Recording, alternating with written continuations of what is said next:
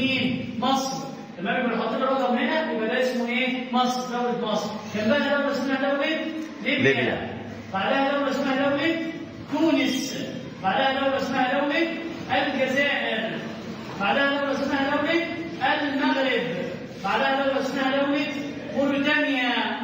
الأولى في الحديث. يبقى بيحط لي الرقم على أي دولة لازم أبقى حافظ اسم الدولة. هنا دولة اسمها دولة السودان. هنا دولة اسمها دولة جيبوتي. وهنا دولة اسمها دولة الصومال.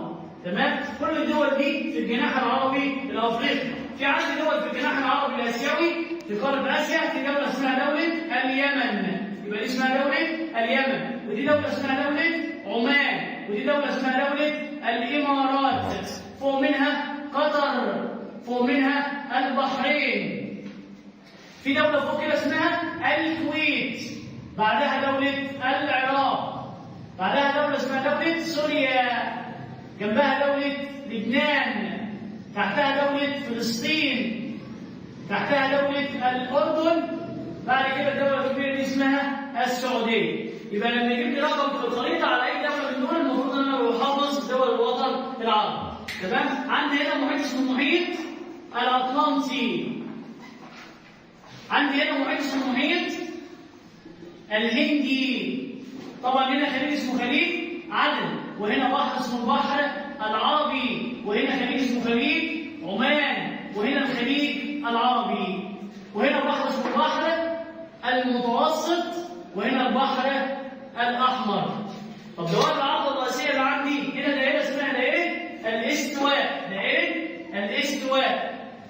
هنا طبعا في الشمال في عندي مدار اسمه مدار السرطان. يبقى في شمال الوطن العربي كل مدار اسمه مدار السرطان. يبقى دي اسمها مدار السرطان توصل دائرة مين؟ الاستواء. عندي خط رئيسي اسمه خط جرينتش.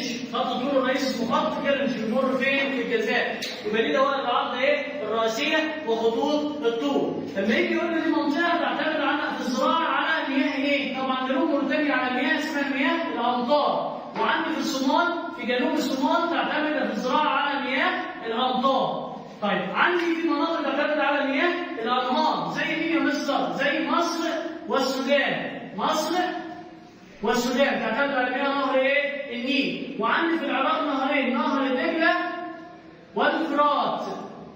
دجلة والفرات. وفي الصومال عندي نهرين